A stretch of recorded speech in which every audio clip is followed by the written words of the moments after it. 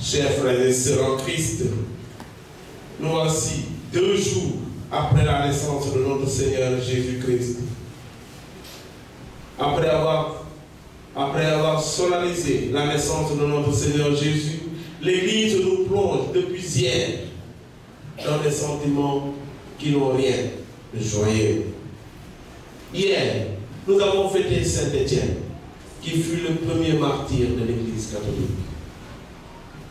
Saint Étienne, qui a pardonné à ses bourreaux, a vu le Fils de l'homme assis à la droite de Dieu, son Père.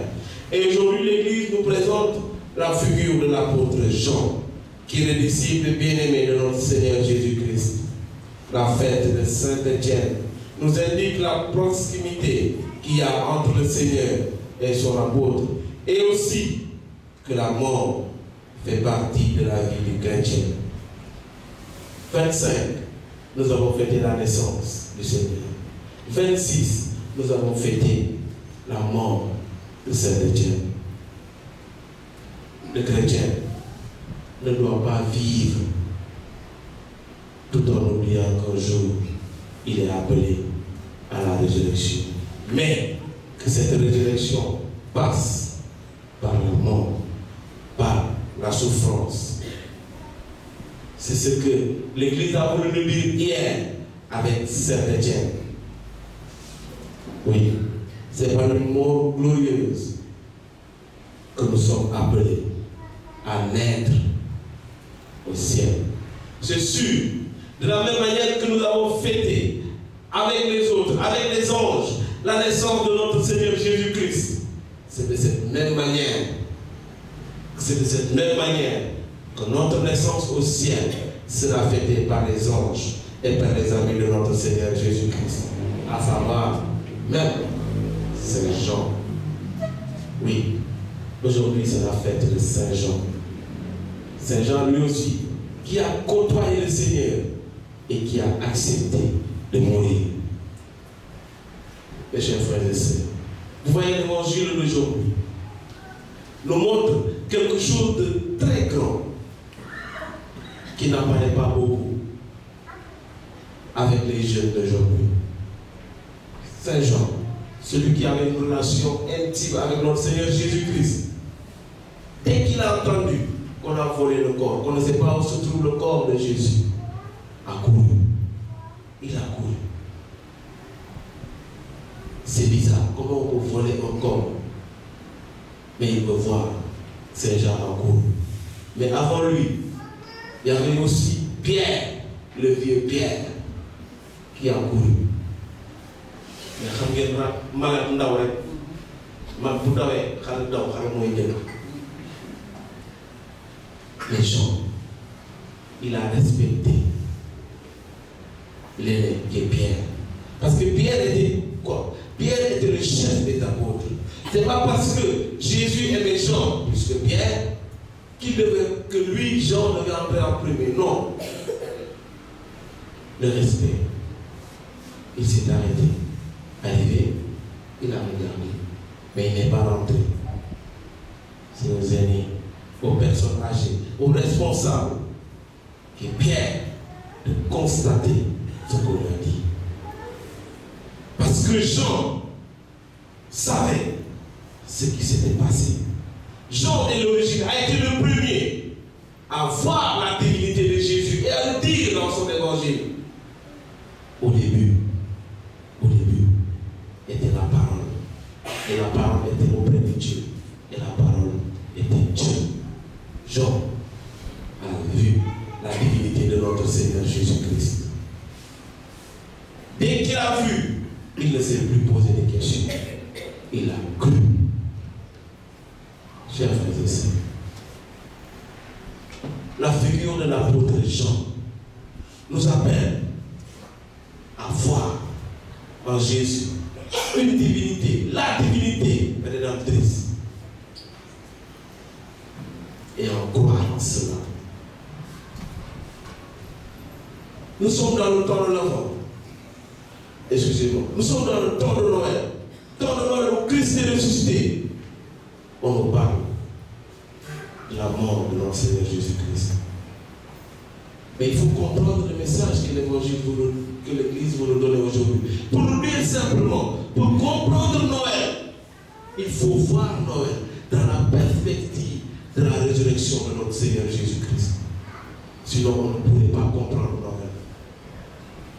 Pour comprendre la vie de Jésus, il faut comprendre sa vie en partant de Noël, de la résurrection. Sans la résurrection, on ne peut pas comprendre le Seigneur. Jean, il a vu et il a cru. C'est de là que je vais partir pour parler du thème qui m'a été donné. Chers frères et sœurs en Christ,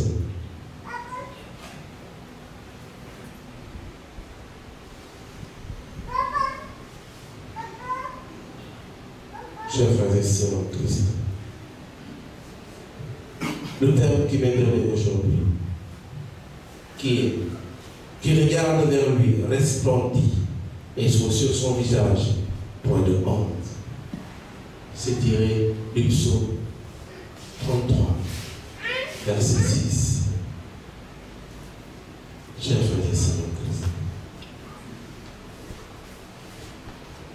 le fait de regarder notre Seigneur Jésus-Christ avec des yeux de misère, avec des yeux de pécheur, ne fait qu'implorer la miséricorde de Dieu dans notre vie. Ce psaume nous est donné par David. David. Vous connaissez qui est David? Qui est David? Est-ce que David a été bon? Hein? Oui, il a été bon. David n'a pas été bon.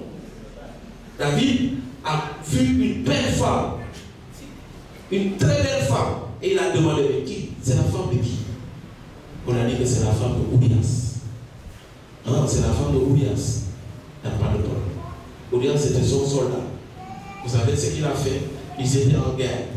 Il a pris Urias, il l'a mis devant. Vous savez que ceux qui sont devant, à 95%, ils ne vont pas rentrer. Urias n'est pas rentré. Et qu'est-ce que David a fait? Ah, le champ est libre. David. Mais avant cela, il avait déjà enceinté la femme de Urias. Vous voyez? Pécheur, David l'a été. Pécheur, il l'a été. Mais regardez cette prière qui regarde vers le Seigneur, resplendant. David se savait pécheur, mais il a imploré la miséricorde de Dieu. Dieu, pardonne-moi. Dieu, pardonne-moi. Ce psaume montre la puissance de Dieu, parce que c'est Dieu seulement qui pardonne. Sans Dieu, le pécheur ne peut pas recevoir le pardon. Chers frères et sœurs en Christ, la puissance de Dieu n'est pas à démontrer. Non, elle n'est pas à démontrer. Mais ce qu'il faut faire maintenant, c'est d'adhérer, c'est d'accepter le Seigneur dans sa vie. C'est ce que David a fait. Je suis un pécheur qui cherche la miséricorde de notre Seigneur Dieu. Comme les yeux cherchent la lumière lorsqu'il fait sombre. C'est ce que David a fait. Père, moi je sais que je suis un pécheur. Je le suis. Mais j'ai besoin de ta miséricorde.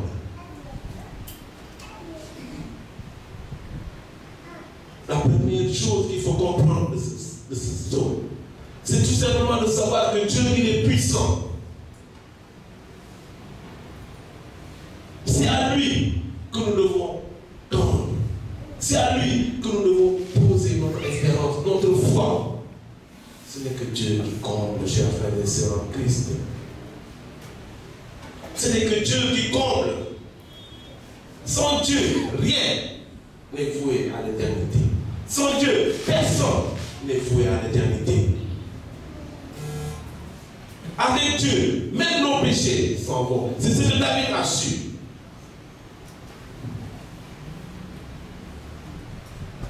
Et David, il avait eu honte.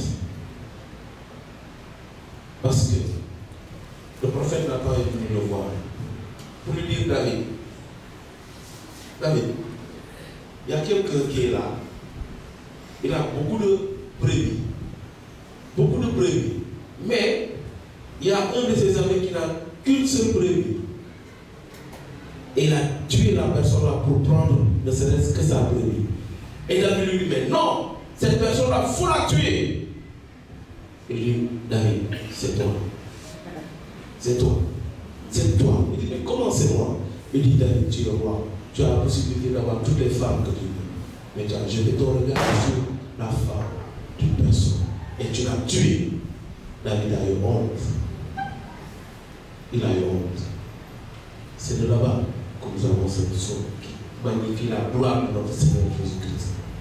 Alors je voulais vous dire, peu importe ce que vous aurez à faire de votre vie, peu importe, mais que la dernière phrase de votre vie soit Père, pardonne-moi, j'ai besoin de ta miséricorde.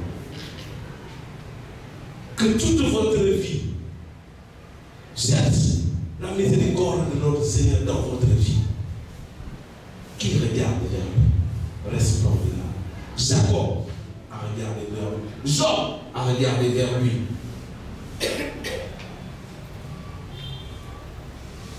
Ne doutons pas que les yeux sont l'expression de l'âme. Parler avec les yeux, c'est dire des choses sincères. Regardons notre Seigneur de manière sincère. Prions-le de manière sincère. Pour toucher son cœur. Il ne s'agit pas de prier, de beaucoup parler pour toucher le cœur de notre Seigneur, de faire du bruit. Non. Mais il faut que ce soit quelque chose de sincère.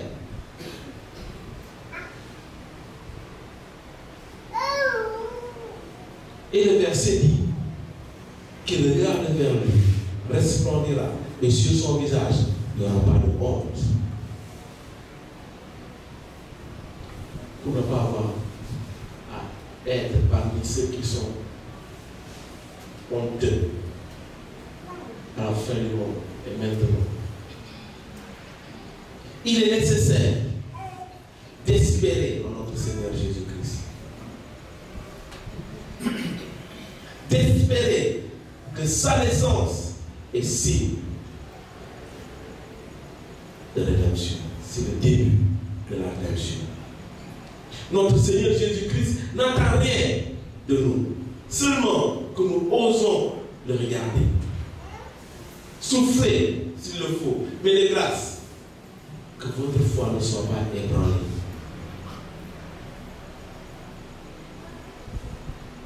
Et dans la réflexion que j'ai eu à faire, le fait de regarder, vous nous dire l'adoration avec nos sens. Chers frères et sœurs en Christ, il est dur pour certaines personnes d'entendre quand par main droite le pouce au péché, couple. Ce n'est pas le fait de couper dans le nez, ce n'est pas une ablation, non. Non. Mais c'est le fait de pousser nos sens à l'adoration de notre Seigneur Jésus-Christ. Nos oreilles ne sont pas seulement faites pour écouter de la musique. Nos bouches ne sont pas seulement faites pour mourir. Nos sens, notre personne est vouée à l'adoration de notre Seigneur Jésus-Christ. Adorer avec nos sens. Prier le Seigneur avec notre corps. Si nous le faisons, nous allons savoir que notre corps est une église. Si c'est trop, notre corps est une chapelle. Chers frères et sœurs en Christ, le pape Jean-Paul II a sorti ce qu'on appelle la théologie du corps. Les gens ne connaissaient pas cela. Les gens ne pensaient pas que le corps était si merveilleux. Adorons le Seigneur avec notre corps. Louons-le avec notre corps. Avec nos sens. Chers frères et sœurs en Christ, nous sommes appelés comme Dieu. Nous sommes appelés à prier le Seigneur par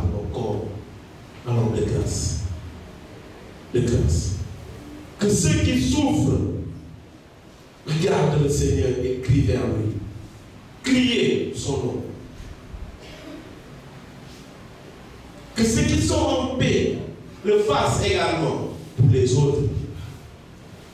N'ayez pas peur, n'ayez pas honte. Ce n'est que le Seigneur qui délivre. Ce n'est que lui qui libère. Si nous ne voulons pas être parmi ceux qui ont la honte sur eux, regardons notre Seigneur. Et il a dit, qui croit en moi, futurement vivra. Qui croit en moi, futurement vivra. Mais chers chrétiens, nous avons un problème. Nous voulons une chose et Dieu veut autre chose.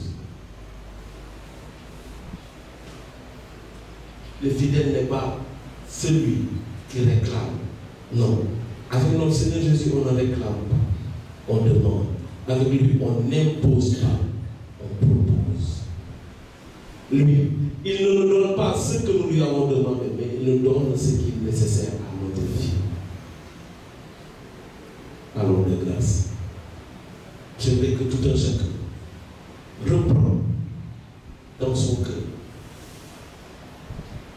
cette phrase qui nous appelle à toujours l'implorer, à toujours le prier, à toujours lui demander ce qu'on veut. Qui regarde vers lui, resplendira et sur son visage par de honte. Prenons l'exemple des saints. Prenons l'exemple des saints. Toute leur vie a été le Seigneur Jésus-Christ. Toute leur vie. Le chrétien n'est pas celui qui dit que les autres seuls peuvent être saints. Non. Nous aussi, on peut être resplendir. Nous aussi, on peut porter des auréoles. Oui. Nous sommes appelés à la sainteté. Nous qui prions, nous qui vivons du Seigneur Jésus-Christ. Nous sommes appelés à resplendir là où nous sommes. Si nous ouvrons nos cœurs à notre Seigneur Jésus-Christ. Et il le faut.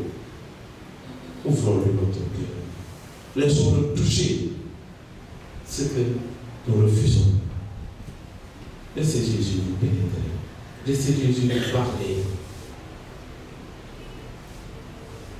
Regardez-le. Par amour pour nous, il s'est abaissé. Par amour pour nous, il fera plus que ça. Alors n'ayons pas honte ni peur de dire, de reconnaître, d'accepter que c'est Jésus qui sauve. S'il vous plaît, chers chrétiens, regardez Jésus et acceptez sa lumière. Le fait que Jésus nous appelle à lui, qu'il nous dise, venez à moi, mon joug est léger, il n'est pas lourd. Pourquoi aimer ce qui est lourd? Dès que l'on vient à elle, on peut nous mais à Dieu, c'est tout non. Nous avons un peu de temps, oui, là, nous avons chauffeur, accueillons, alors, chers frères et sœurs, soyons de ces gens-là qui osent regarder vers Jésus, qui osent espérer en lui, peu importe ce que vous vivez, peu importe ce que vous avez, peu importe, mais posez votre regard sur Jésus. Muy metti, muy neex, muy nakari, moom la rek. Que la Vierge Marie nous donne cette force, celle de toujours crier le nom du Seigneur parce que ça ne marche pas. J'appelle ainsi maintenant et pour les siècles des siècles. Amen.